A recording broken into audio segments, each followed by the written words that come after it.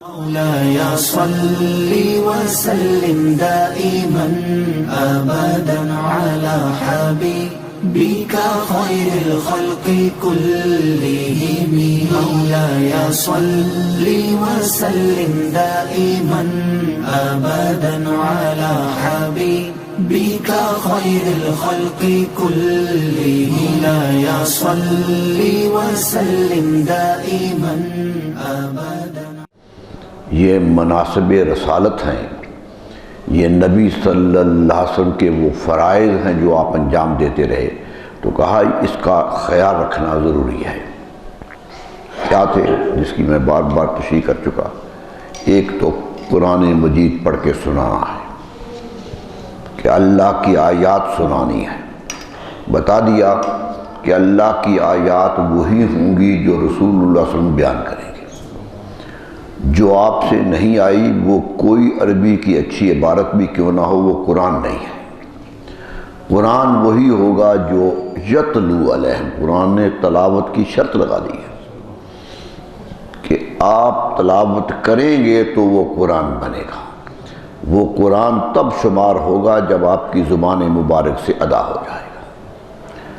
دوسرا منصب بتایا، ترتیب کچھ بدل کے بتایا، یزکیہم، کہ وہ لوگوں کو پاک کریں گے، غلاظتیں نکالیں گے۔ شرک و کفر کی غلاظتیں سب سے بڑی ہوتی ہیں، انہیں نکالیں گے۔ حسد و بغض نکالیں گے، دشمنیاں نکالیں گے، ایک دوسرے کے خلاف جو اندر بغض پلتا ہے اسے نکالیں گے، اور پوری انسانیت کو بھائی بھائی بنا دیں گے۔ یہ دوسرا منصب لے کے آئے تھے نبی صلی اللہ علیہ وسلم۔ قرآن کی تلاوت کے بعد دوسرا مقصد یہ تھا کہ انسان پاک ہو جائے، انسان کے اندر حیوانیت کا کوئی جذبہ نہ رہے، وہ خالص انسانی جذبوں سے زندہ رہنے کی کوشش کرے۔ اور جب انسانی جذبوں سے انسان زندہ رہے گا تو وہ ساری انسانیت سے پیار کرے گا، وہ کہے گا کہ میں بھی انسان ہوں تو یہ بھی انسان ہے۔ قدرت کا نظام یہ ہے کہ جو کچھ ہم نے پیدا کیا، کس کو کہاں پیدا کر دیا، بڑا بنا دیا، چھوٹا بنا دیا، یہ مناسب جو ہے یہ دنیا کے پیدا کیے ہوئے ہیں۔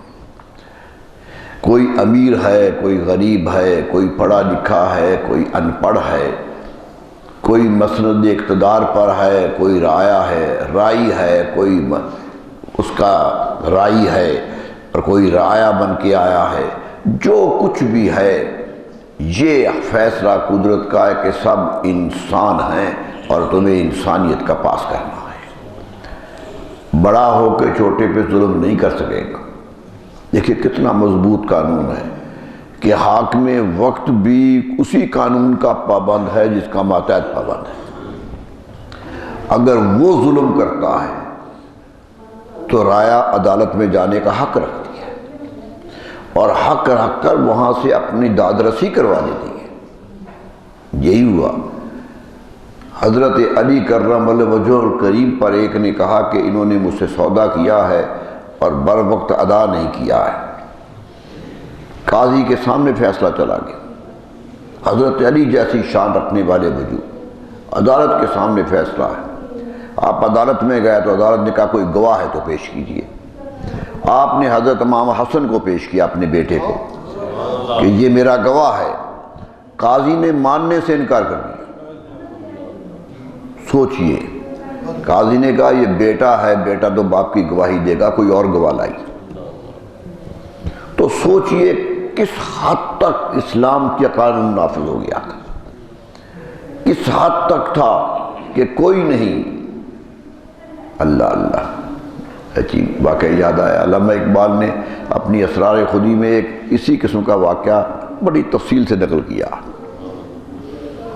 وہ کہتے ہیں اگر آپ مسجد نبوی میں جانے کا اتفاق ہو، اللہ تعالیٰ توفیق دے کہ مدینہ منورہ کی حاضری ہو جائے، تو مسجد نبوی میں معاجہ شریف سے ادھر آئیں تو وہ سجدہ گاہ ہے جہاں نبی صلی اللہ علیہ وسلم کھڑے ہو کے نماز پڑھایا کرتے تھے۔ آج امام آگے کھڑا ہوتا ہے، وہ محراب عثمانی ہے جہاں کھڑا ہوتا ہے، تو عثمان نے مسجد نبی کی وسعت کر دی تھی، تو محراب آگے چلا گیا تھا۔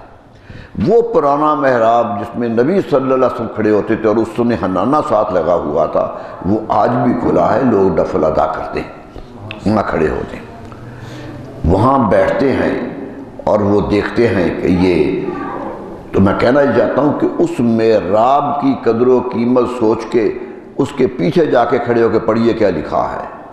تو لکھا ہے کہ شاہ مراد ترکی کا تھا جس نے یہ تعمیر کروایا ہے، بادشاہ ترکی تھا جس نے اسے تعمیر کروایا ہے، آج تک مسجد نبوی میں اس کا نام ہے۔ کتنی سعادت ہے۔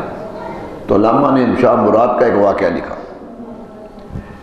کہ مراد کو مسجدیں بنانے کا بڑا شوق تھا، وہ جو علاقہ فتح کرتا تھا وہاں مسجد ضرور بنواتا تھا، اور معماروں کو کہتا تھا پیسے کی پرواہ نہ کرو، خوبصورت ہونی چاہیے، مسجد شاندار ہونی چاہیے، پیسہ نہ دیکھو۔ تو ایک مسجد بنا دی اس نے استنبول میں، معمار لگ گئے، پیسہ بہت خرچ آ گیا، تیار ہو گیا تو کہا حضور تیار ہے مسجد دیکھ لیجیے۔ تو شاہ مراد دیکھنے آیا، مسجد کی تعمیر دیکھنے آیا تو پسند نہ آئی، کوئی غلطی نظر آ گئی اور مسجد پسند نہیں آئی، غصے میں آ گیا کہ اتنا میرا سرمایہ لگ گیا، اتنے پیسے خرچ کر دیے اور ٹھیک نہیں بنی۔ دیکھیے غصہ انسان کو مغلوب کر دیتا ہے، اس لیے کہا غصہ بھی نہ آیا کرو، غصے سے انسان کا اندر مغلوب ہو جاتا ہے، غلط فیصلے کرتا ہے۔ مراد بھی غصے میں آ گیا، کہنے لگا اس کا ہاتھ کاٹ دو، اس نے غلط کام کیا۔ چوبدار موجود تھا، ہاتھ کاٹ دیا، ظلم ہو گیا، ایک معمار کا ہاتھ کٹ گیا، غلطی ہو گئی تھی اس سے، بادشاہ کا جلال آ گیا، ہاتھ کاٹ دیا۔ لیکن کیا ہوا، وہ ہاتھ کٹا ہوا آدمی عدالت میں چلا گیا، کہنے لگا اے قاضی مجھ پر ظلم ہوا ہے، میرا بادشاہ نے ہاتھ کاٹ دیا ہے،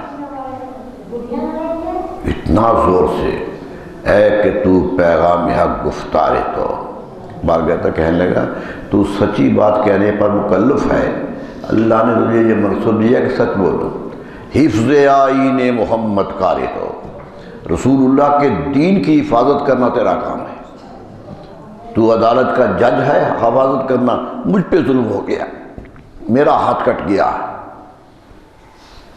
قاضی نے شاہ مراد کو طلب کر لیا۔ دیکھیے شخصی حکومتیں تھیں، طاقت والی حکومتیں تھیں، دنیا 3 بر اعظموں پر حکومت کر رہا تھا، 3 بر اعظم اس کے ماتحت تھے، پکڑ لیا، بلا لیا عدالت میں، قاضی نے پوچھا کیا نام ہے، جانتا تو تھا شاہ مراد ہے، کہنے لگا شاہ مراد ہے، کہنے لگا یہاں شاہ نہ کہو، صرف مراد کہو، مجرم کی حیثیت سے آئے۔ یہ تھا جو اسلام نے دیا تھا کہ نہیں سب برابر ہے، غلطی کرے تو چھوٹا کرے یا بڑا کرے، غلطی کا سزاوار ہے۔ اور قاضی نے وہ آیت پڑھی السن بالسن، اللہ کہتا ہے ہاتھ دانت کا توڑا ہے تو دانت توڑ دو، اگر ناک توڑا ہے تو ناک توڑ دو، الانف بالانف، قرآن کی آیت پڑھ دی، وَلَكُمْ فِي الْقِصَاصِ حَيَاةٌ يَا أُولِي الْأَلْبَابِ، اے عقل والو بدلے کا بدلہ لوگے تو زندگی آسانی سے گزرے گی، ورنہ زندگی تباہ ہو جائے گی۔ قرآن نے قصاص میں حیات کہا کہ جرم کا بدلہ لوگے تو زندگی چلے گی۔ تو کہنے لگا مراد تمہیں خبر ہے تم نے کیا کیا؟ کہنے لگا خبر ہے۔ کہنے لگا یاد رکھو خون شاہ رنگی طرز معمار نیز، تیرا خون اس معمار کے خون سے رنگین تو نہیں ہے، اللہ نے سامنے خون ایک ڈالا ہے، تو اپنے خون پر کیوں اترا گیا، کیا وجہ ہو گئی ہے؟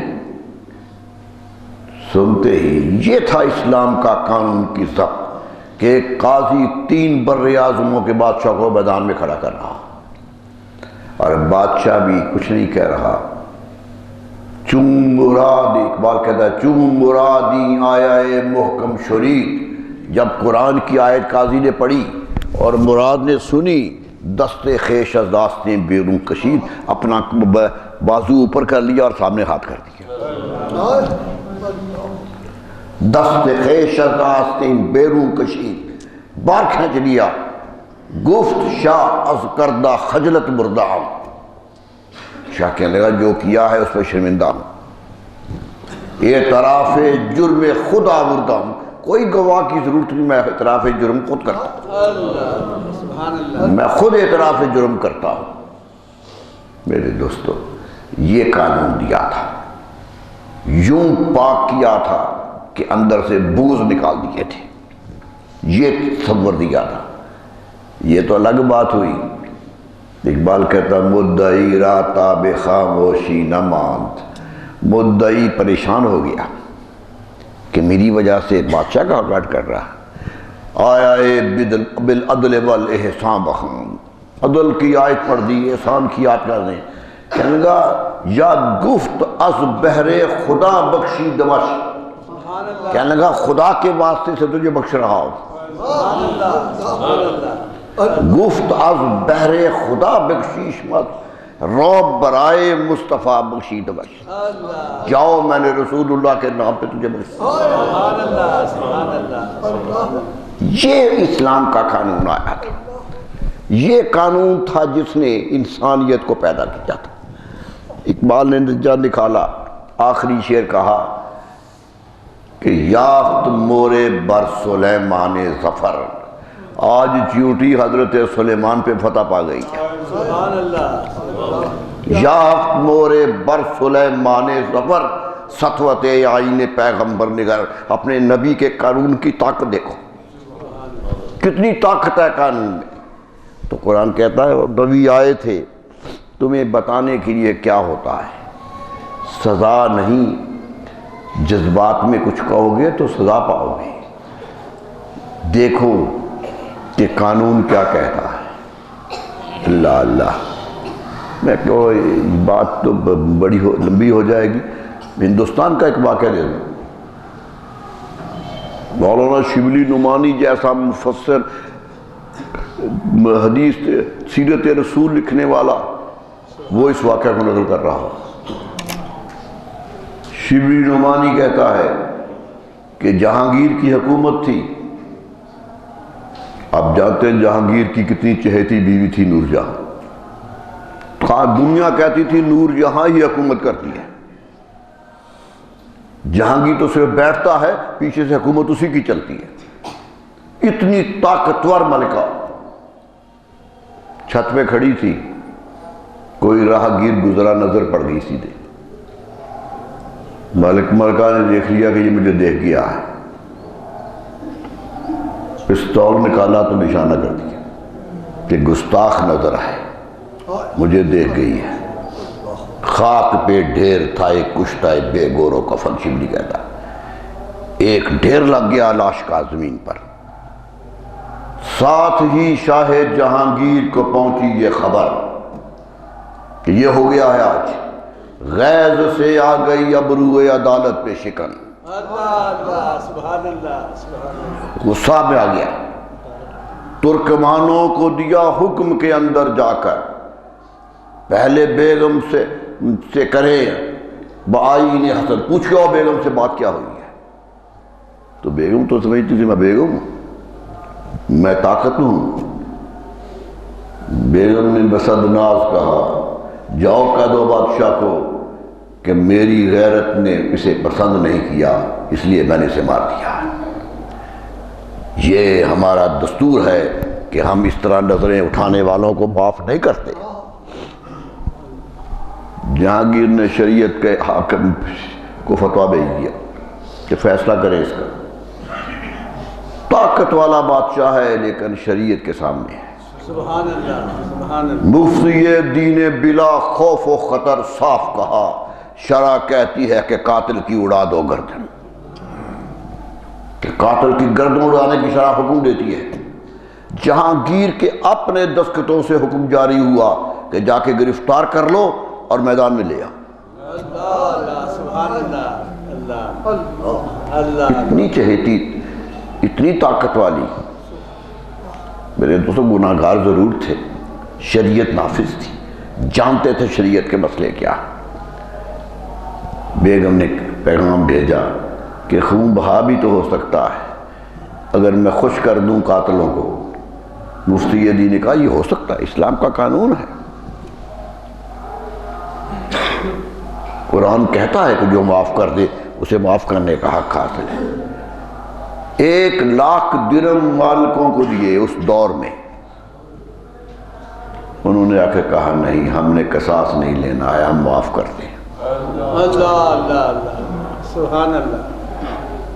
یہ کیفیت اس بادشاہ کی ہے جس کے حکم سے گردن کٹ جاتی تھی، جس کے حکم سے۔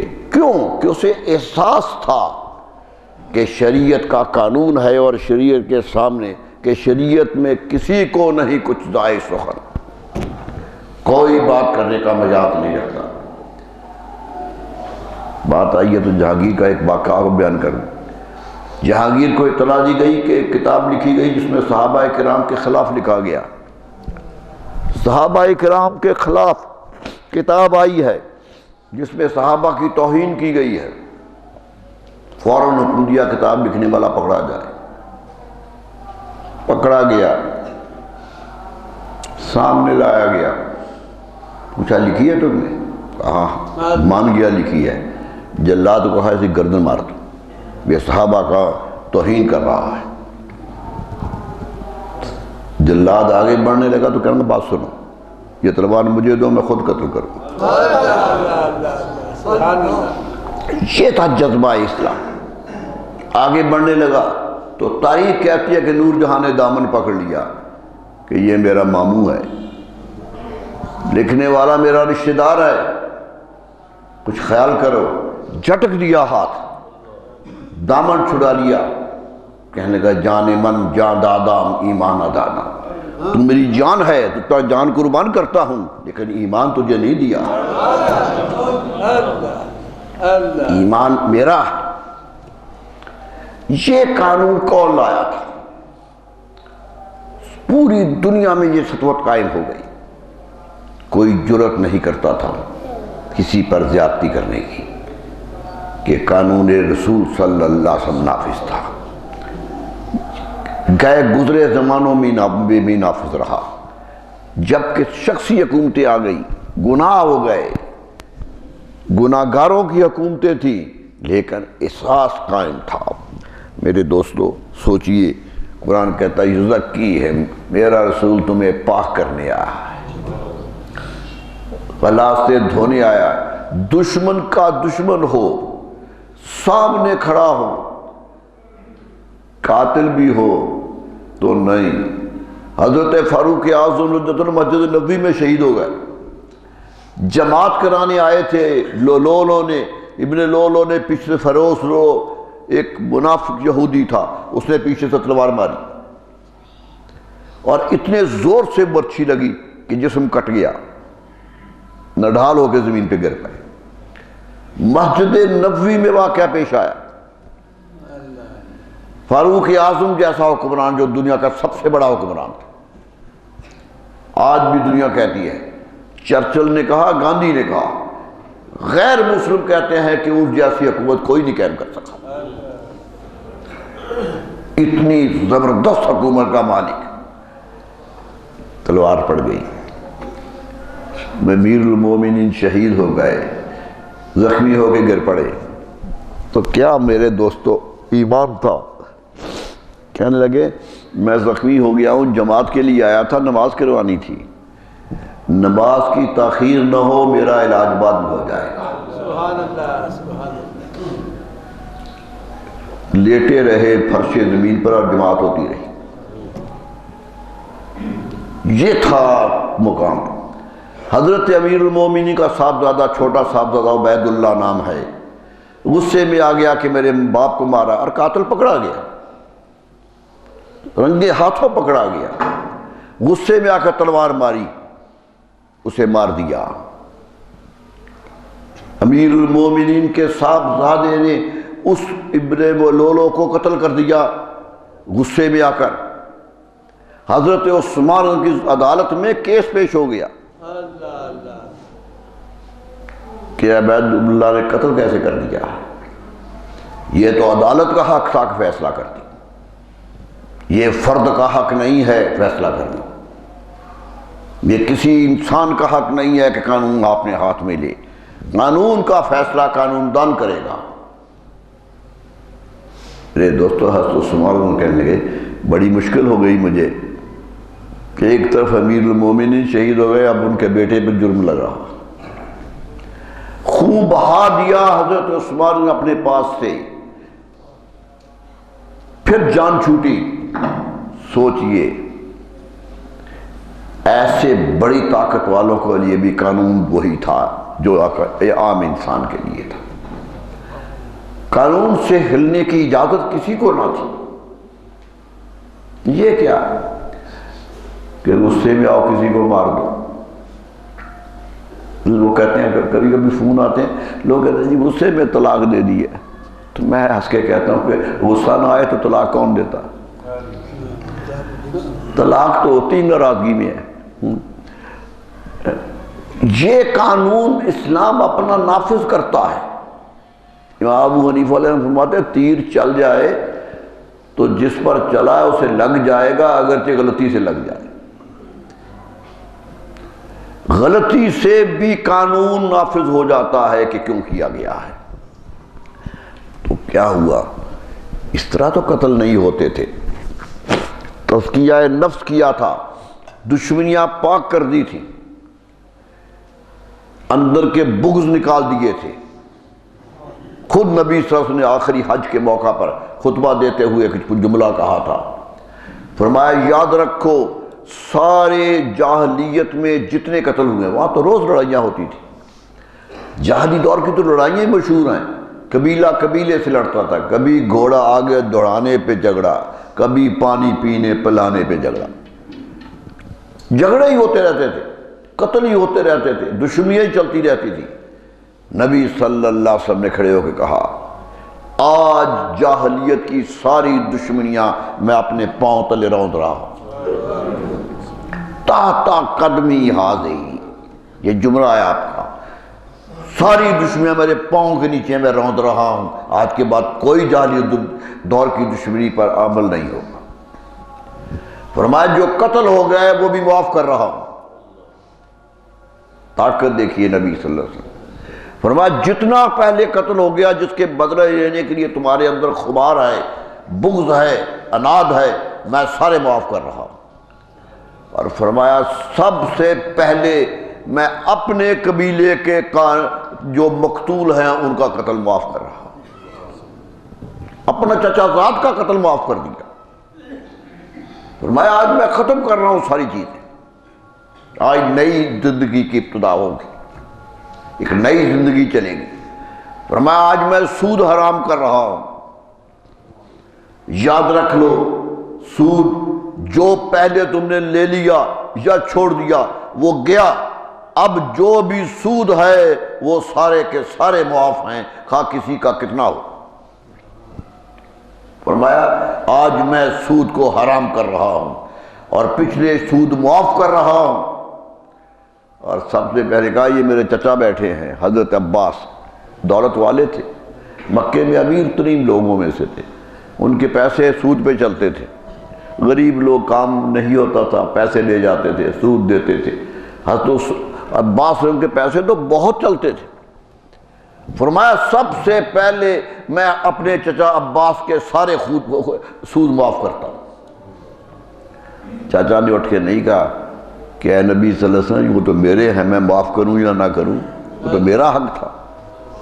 فرمایا نہیں میں معاف کرتا، بتا دیا تمہاری جانوں مالوں پر میرا حق ہے، سبحان اللہ، میرا حق ہے جو چاہے کروں گا۔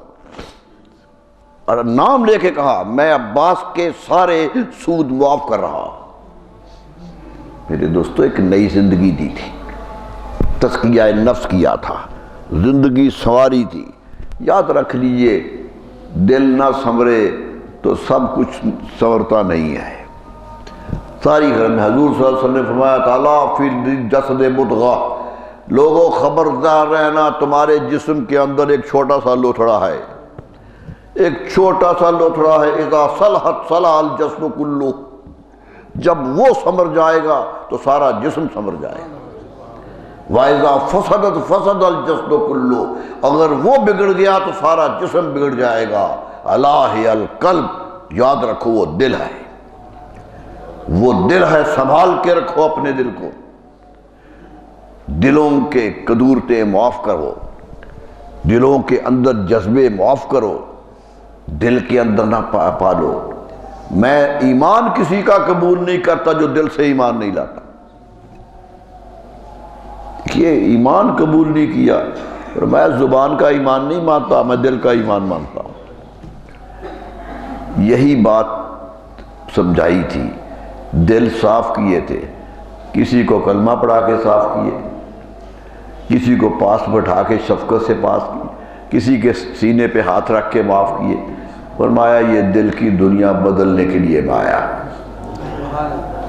زبانی تو لوگ بدل جاتے ہیں، کہہ بھی دیتے ہیں، میں دلوں کو بدلنے آیا۔ یاد رکھو وہ دل جو اندر سے نہ جھکے، اس لیے تو صوفیہ کہتے ہیں کہ سجدہ سر کا ہی نہیں ہوتا، دل کا ہوتا ہے۔ سر بھی سجدے میں ہو اور دل بھی سجدہ کرے تو تب اللہ کو قبول ہوتا ہے، ورنہ سر کے سجدے کچھ نہیں کام کرتے۔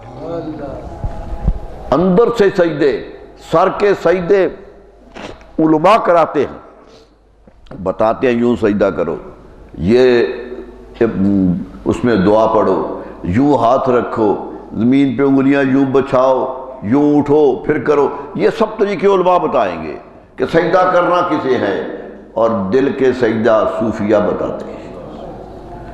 وہ دلوں پہ ہاتھ رکھ کے بتاتے ہیں کہ دل کیسے سجدے کیا کرتے ہیں، اور وہ جو سجدہ دل کرنے لگ جائے تو پھر سجدے دائمی ہو جایا کرتے ہیں میرے دوستو۔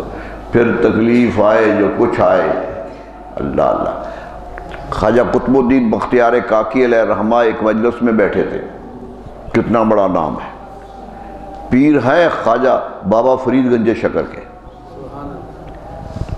بابا فرید گنج شکر کے پیر خواجہ معین الدین چشتی اجمیری کے مرید، ایک ہی واسطہ ہے درمیان میں، اور وہ خواجہ بختیار قطب ہیں۔ دہلی کا سب سے بڑا روضہ انہی کا ہے۔ کیا ہو گیا، ایک محفل میں بیٹھے تھے، ایک نعت خان نعت پڑھنے لگ گیا، ایک شعر پڑھ دیا فارسی کا، پسند آ گیا شعر، اچھا لگا، دل پہ دستک دی دل نے، تو مست ہو گئے، بھول گئے اپنے آپ کو میں کہاں۔ مریض کہتے ہیں پتہ ہی نہیں رہا کہاں ہیں، کشتگان خنجر تسلیم را، یہ شعر تھا کہ جو اللہ کے سامنے جھکنے کی تلوار کیا کشتہ بن جاتا ہے، ہر زمان از غیب جانے دیگرس، اس کی جان مرتی نہیں ہے، وہ ہر زمانے میں نئی جان سے آیا کرتا ہے۔ سبحان اللہ، سبحان اللہ۔ ایک شعر تھا، پڑھ دیا پڑھنے والے نے، حضرت قطب پر مستی طاری ہو گئی۔ مرید حیران ہے کہ یہ مست ہو گئے ہیں کب تک ہے، لیکن حیرت ہوئی جب نماز کی اذان ہوئی تو سیدھے بیٹھ گئے، اور نماز ادا کی، اور نماز ہوئی تو پھر مستی میں آ گئے۔ 3 دن یوں ہی گزرے، نماز میں ساقط ہو کے نماز پڑھتے رہے اور باقی مستی کے دن گزر گئے۔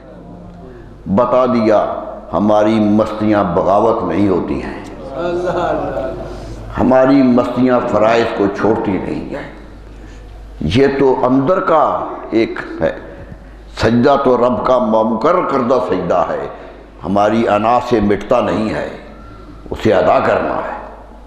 اور تیسرے دن سجدے میں ہی وفات ہو گئی، اسی مستی میں دنیا سے چلے گئے۔ میرے دوستو بتا دیا کہ نیکی کا معیار ہمارے ہاں کیا ہے، نیکی کرتے کیسے ہیں، کس طرح جاتے ہیں؟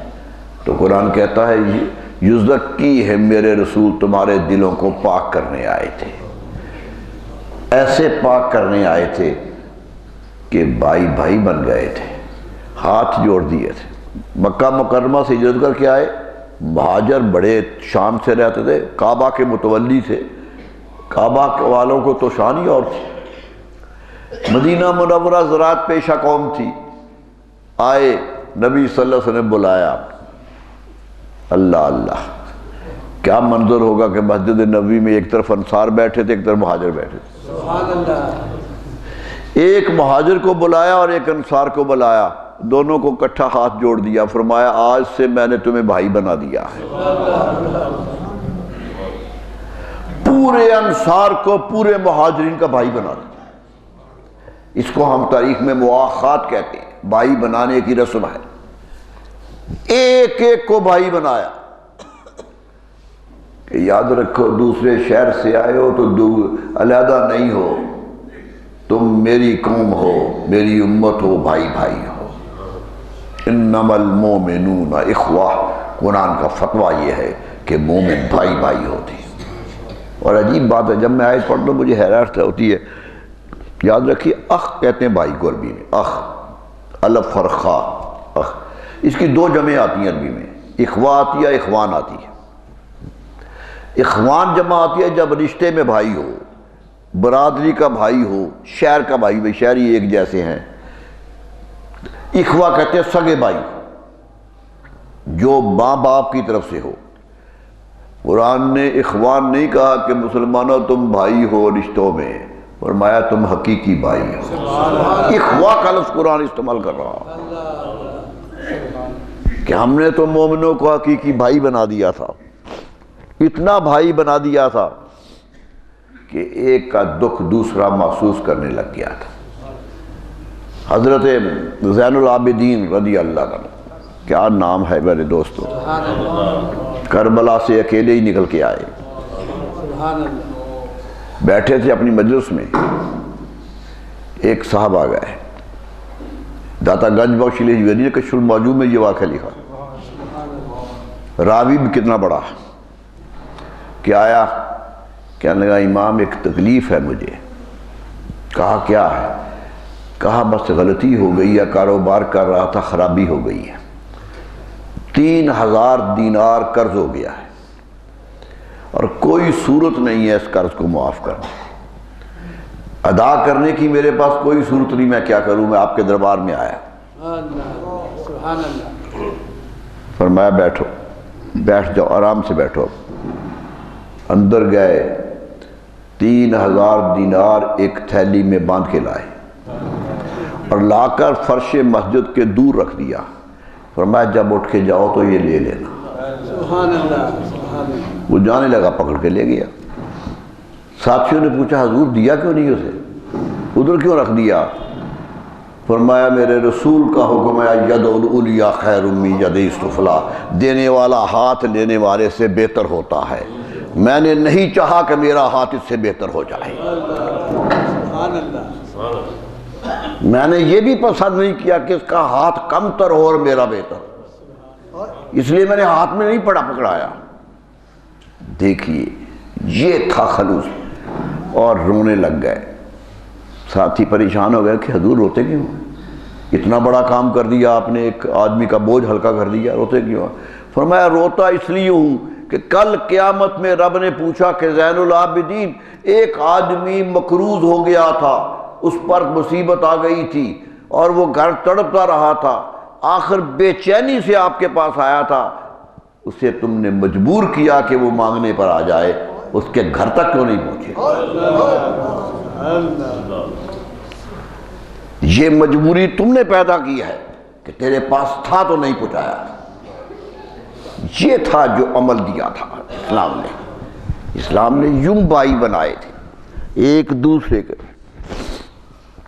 حضرت اسامہ رضی اللہ عنہ کہتے ہیں میں جنگ لڑ رہا تھا، ایک کافر میرے سامنے آ گیا، بڑا بہادر تھا، آگے بڑھ کے ایک مسلمان کی گردن پہ تلوار ماری، گردن کٹ گئی۔ مجھے بڑا غصہ آیا کہ مسلمان شہید ہو گیا۔ کہتے وہ قتل کر کے بھاگ گیا۔ دور گیا تو ایک اور مسلمان تھا، اس پہ تلوار مار دیا. 2 مسلمان میرے سامنے قتل کیے اس نے. 2 مسلمان قتل ہو گئے میرے سامنے. کہتے میں حیران ہو گیا کہ یہ قاتل کون ہے. کہتے مجھے غصہ آیا، میں جوانی میں تھا بھی. کہتے میرا غصہ آیا، میں تلوار لے کے پیچھے بھاگا کہ میں نے اسے مارنا ہے، یہ میرے 2 مسلمان بھائیوں کو مار گیا ہے. کہتے میں پیچھے گیا، آخر اسے پکڑ لیا، سر پہ تلوار مارنے لگا تو اس نے نیچے سے کلمہ پڑھ دیا. کہتے میں گھبرا گیا کہ کیا کروں. میں نے تلوار روک لی، مارا نہیں، میرے قبضے میں تھا وہ، میں مارا نہیں. افسوس مجھے بڑا ہوا.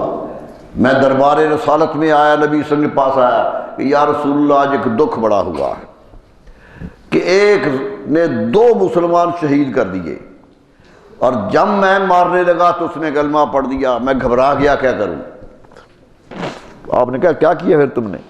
کہنے لگا جی حضور میں نے چھوڑ دیا، میں نے تلوار نہیں چلائی. فرمایا بہت اچھا کیا، بہت اچھا کیا. کہتے یا رسول اللہ کوئی وہ مسلمان نہیں ہو رہا تھا، وہ تو تلوار کے ڈر سے کلمہ پڑھ رہا تھا، یہی نظر آ رہا تھا، خوف سے پڑھ رہا تھا. نبی صلی اللہ علیہ وسلم کا جملہ سنیے. فرمایا حل شققت قلبہ، اے اسامہ کیا تم نے دل پھاڑ کے دیکھ لیا تھا. کیا خبر دل کا کس وقت مڑ جائے.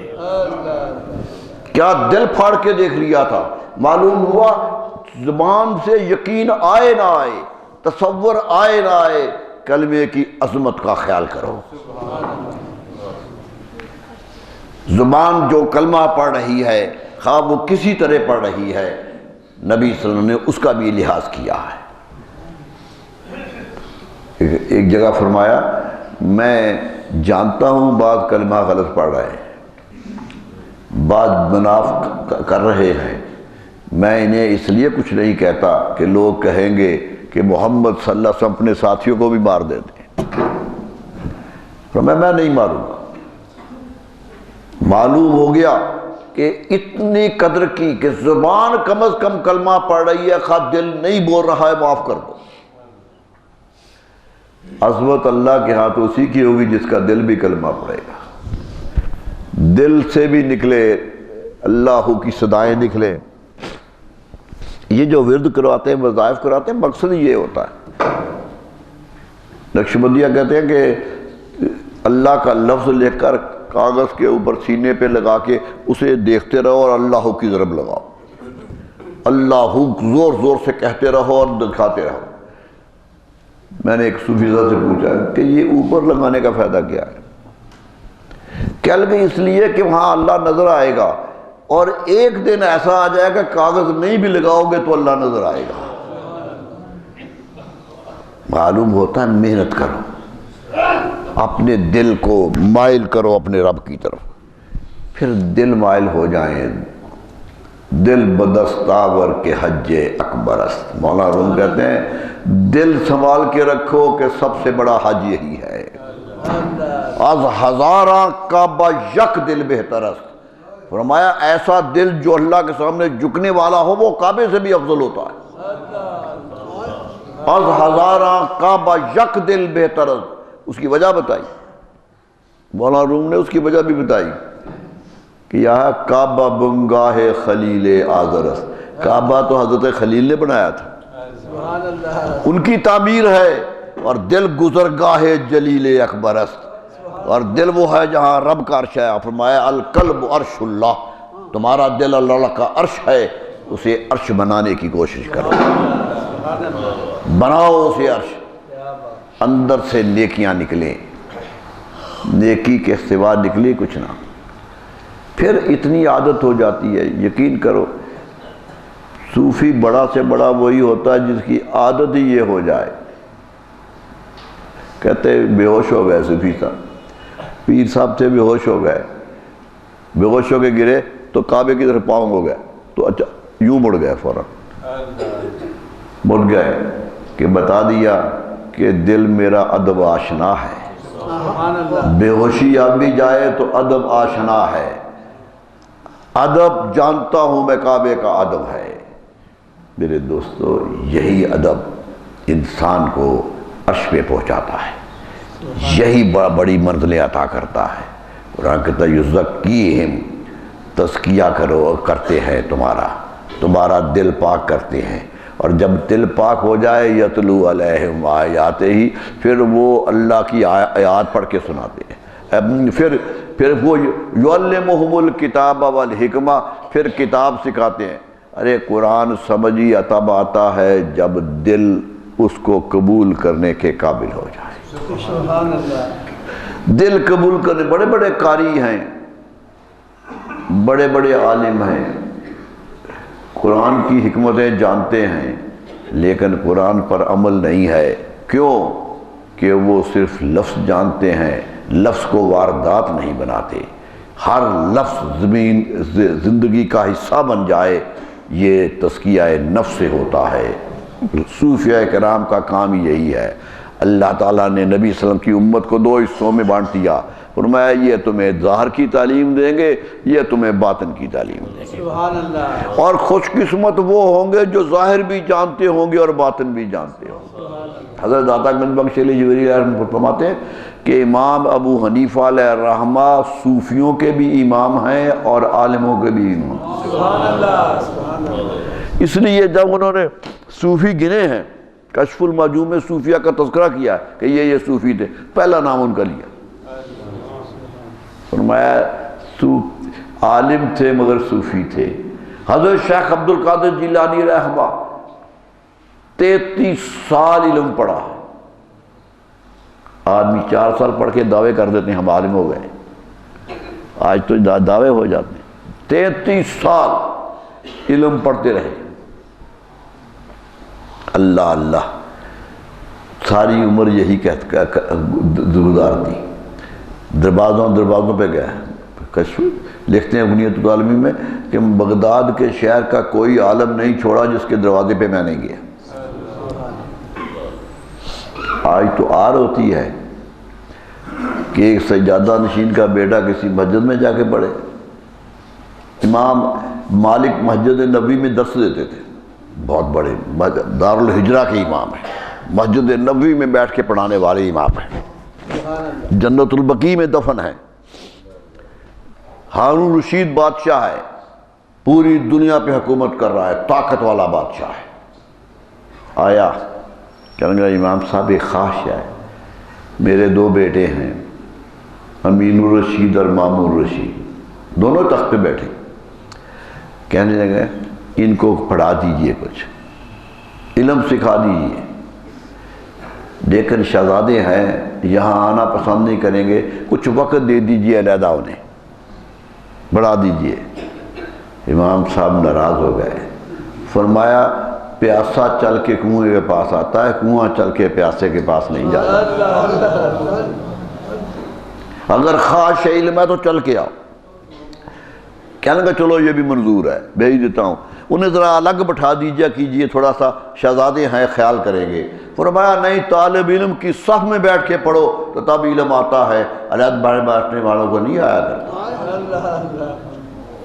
صف میں آ کے بیٹھو، جو پہلے آیا وہ پہلے بیٹھ گیا ہے۔ بادشاہ سمجھدار تھا، کہنے لگا ایسا ہی ہوگا، دونوں بیٹے بھیج دیے، دونوں بیٹے بھیج دیے مسجد نبوی میں پڑھنے کے لیے۔ یہ تھا جو غرور توڑا تھا اسلام نے، جو انسان کو انسان بنایا تھا۔ میرے دوستو وہ انسان کیا ہو گیا؟ حضور صلی اللہ علیہ وسلم تو یہاں تک فرما گئے کہ یاد رکھو تم پر حسن عمل اللہ نے لکھ دیا ہے، عمل جو بھی کرو حسین کرو۔ صحابہ حیران ہوئے کہ حسین عمل یہی ہوتا ہے نا، خیرات کر دی جائے، کسی کی مدد کر دی جائے۔ تو حضور صلی اللہ علیہ وسلم نے پوچھا حضور عمل کون کون سا کریں؟ فرمایا وَإِذَا ذَبَحْتُمْ فَأَحْسِنُوا الذِّبْحَ، ارے جانور ذبح کرنے لگے ہیں تو اس میں بھی حسن پیدا کرو، یہ میرا حکم ہے۔ چھری تیز ہونی چاہیے، تکلیف جانور کو نہیں ہونی چاہیے۔ وَإِذَا قَتَلْتُمْ فَأَحْسِنُوا الْقَتْلَ، اگر کوئی قاتل ہے جسے قتل کرنا ضروری ہے اسے بھی حسین طریقے سے قتل کرو۔ صحابہ حیران ہیں کہ کیا کہہ رہے ہیں؟ فرمایا إِيَّاكُمْ وَالْمُصْلَحَ، خبردار اس کے ہاتھ پاؤں ناک نہیں کاٹنا ہے، قتل کرنا ہے لیکن جسم کے حصے نہیں کرنے ہیں۔ جسم کی عظمت کو لے کے آیا، ہر انسان کا جسم تمہارے لیے معتبر ہے، اس کی توہین نہ کرو۔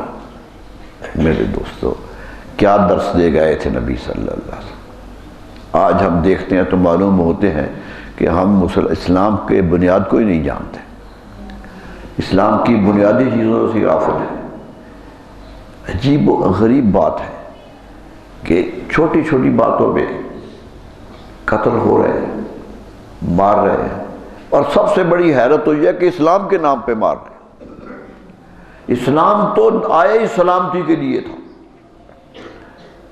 اسلام تو سلامتی کے لیے آیا تھا۔ آج حدیث میں آتا ہے کہ نبی صلی اللہ علیہ وسلم مسجد نبوی کے باہر تشریف فرما تھے، ایک جنازہ گزرا، آپ دیکھ کے کھڑے ہو گئے کہ جنازہ جا رہا ہے۔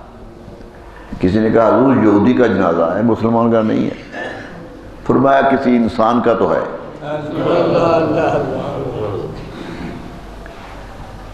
یہ سبق دیا تھا، احترام سکھایا تھا آدمیت کا۔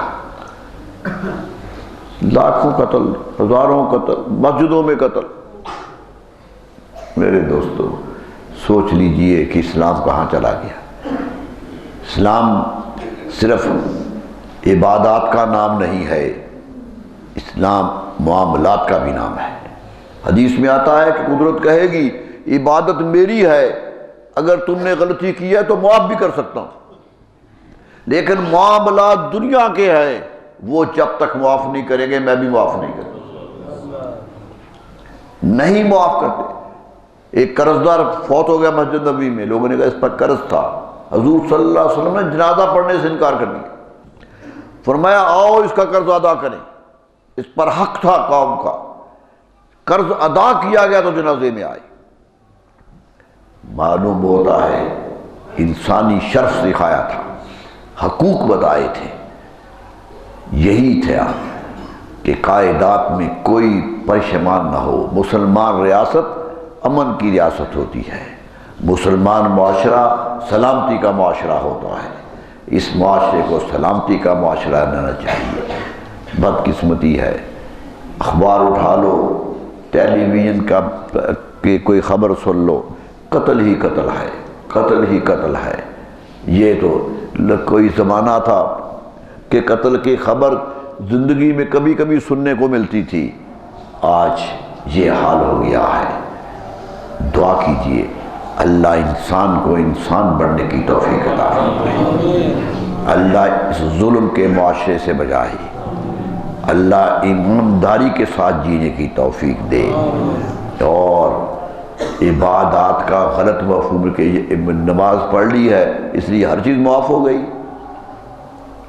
نماز حضور صلی اللہ علیہ وسلم فرماتے ہیں قیامت کے روز ایک بہت عابد و زاہد اللہ کے ہاں پیش ہوگا تو اللہ حکم دے گا دوزخ میں لے جاؤ۔ کہے گا حضور میں تو نمازیں بڑی پڑھی، فرمایا میرے لیے تو نہیں پڑھی تھی، میرے لیے تو نہیں پڑھی تھی، تم جو عمل کرتے رہے تھے وہ دنیا داری کے لیے کرتے رہے تھے، دنیا سے تقویٰ کا سند مانگتے تھے کہ لوگ کہیں یہ متقی ہو گیا ہے، یہ پریشان ہو گیا ہے۔ فرمایا تقویٰ اس کے لیے اختیار کرو جو تقویٰ دینے والا ہے۔ آئیے اللہ تعالیٰ سے دعا کرے کہ اللہ اس معاشرے کو ظلم سے پاک کر دے، اس طرح بھائی چارے کی کیفیت پیدا کر دے، اور سب لوگوں کو حقوق آشنائی کا سبق دے۔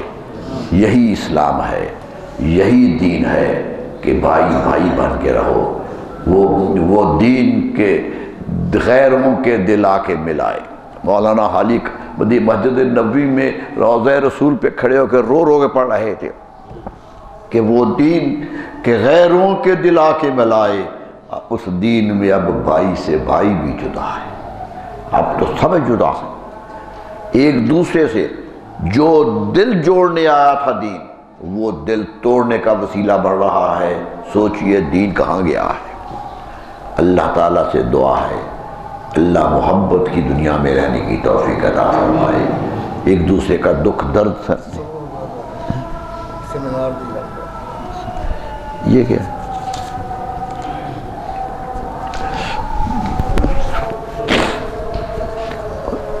دیکھیے، ایک ہمارا ایک ادارہ ہے جو ہم پرائیویٹ طور پہ چلا رہے ہیں، مرکز تحقیق اس کا نام ہے۔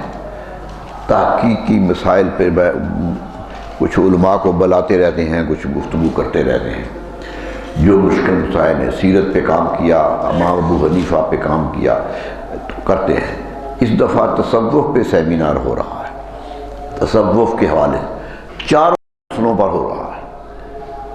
ایک نشست میں سہروردی ہیں، ایک میں قادری ہیں، ایک میں نقشبندی ہے، ایک میں چشتیہ ہے، اور وہی عالم آ رہے ہیں جو ان سلسلوں کے عالم ہیں، وہ دائیں کھائیں گے انشاءاللہ۔ 1 اور 2 مارچ کو صبح سے شام تک 9 بجے سے 1 بجے تک ایک نشست ہوگی، 2 بجے سے 6 بجے تک ہوگی، پھر اگلے دن بھی اسی طرح ہوگی۔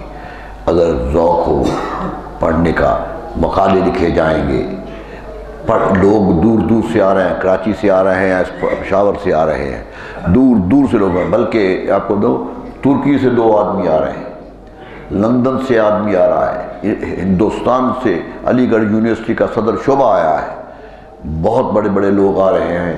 علمی دنیا کا کام ہوگا، ایک علمی کام ہوگا، وہاں جوشیلے نعرے نہیں، ایک مقالہ لکھے ہوئے پڑھے جائیں گے اور بتایا جائے گا کہ علم کی سطح کیا ہے۔ ہم نے ٹاپک خود دیے ہیں ان کو، یہ نہیں کہ اپنی مرضی سے لکھ کر لاؤ، ہم نے ٹاپک لکھ کے بھیجے ہیں کہ یہ اس پر کام کرو۔ کس جگہ؟ Silver spoon plus people's college Jaranwala road پہ ہوٹل ہے، اس میں ہوگا۔ 1 اور 2 کو شوق ہو تو تشریف لائیے گا۔ اس پر ڈگری کالج سامنے، بڑا IMT کالج ہے سامنے، اس کے پیچھے بالکل سامنے۔ تو آئیے، اگر شوق ہو تو دیکھیے کہ علماء آپس میں کیسے بیٹھتے ہیں، طالب علم ہوں گے، یونیورسٹیوں کے پروفیسر ہوں گے، کالجوں کے پروفیسر ہوں گے، ائمہ دین ہوں گے، گدی نشین ہوں گے، بڑے بڑے گدی نشین بھی آ رہے ہیں، اور وہاں بات ہوگی کہ تصوف آج کل بدنام کیوں ہو گیا ہے، اس ہر سلسلے کو کیا کرنا چاہیے تاکہ اس تصوف کی روح بیدار ہو جائے۔ تزکیہ نفس کی روح تصوف سے بیدار ہوتی ہے، اور یہ اقبال نے گلہ کیا تھا کہ 300 سال سے ہے ہند کے مے خانے بند، 300 سال سے ہندوستان کے ہاں مرکز ختم ہو گیا ہے۔ حضرت مجدد الفسانی ان کو اس کے ذہن میں تھا کہ مجدد کے بعد کوئی مجدد نہیں آیا۔ میں نے پچھلے دنوں مضمون لکھا تھا کہ مجدد الفسانی کے بعد آج بر صغیر کی دنیا پھر کسی مجدد کا انتظار کر رہی ہے کہ کوئی اسی شان سے آئے اور لوگوں کو دین کی طرف لے کر آئے۔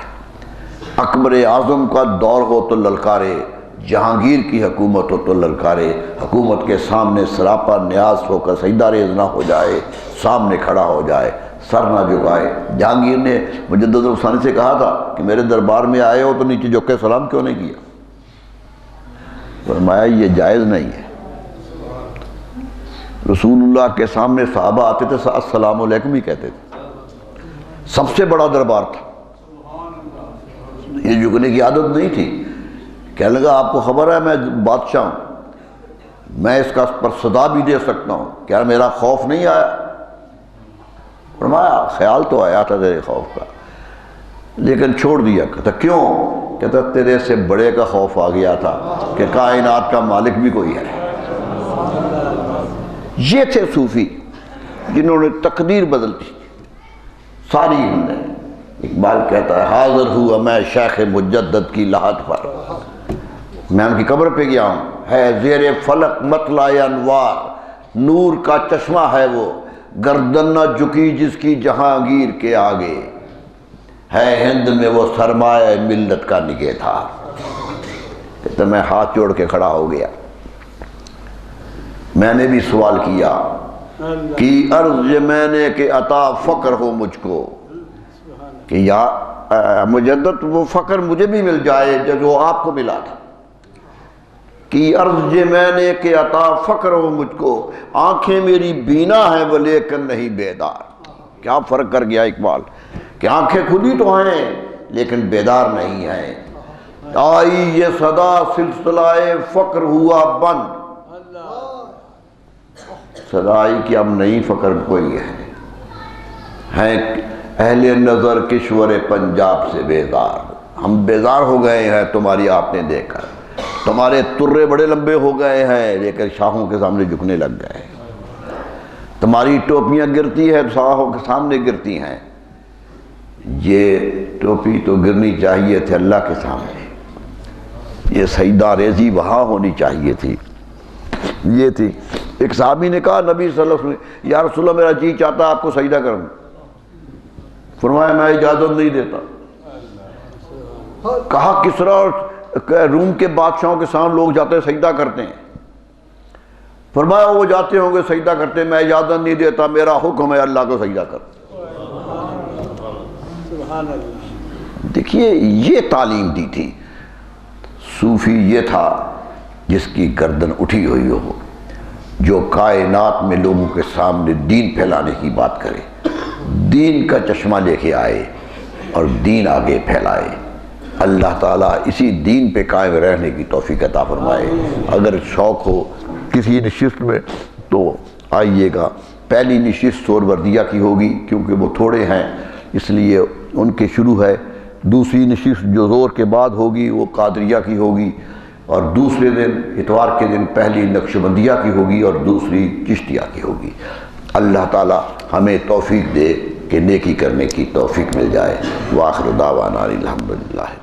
مولاي صل وسلم دائما أبدا على حبيبك خير الخلق كلهم، مولاي صل وسلم دائما أبدا على حبيبك خير الخلق كلهم، مولاي صل وسلم دائما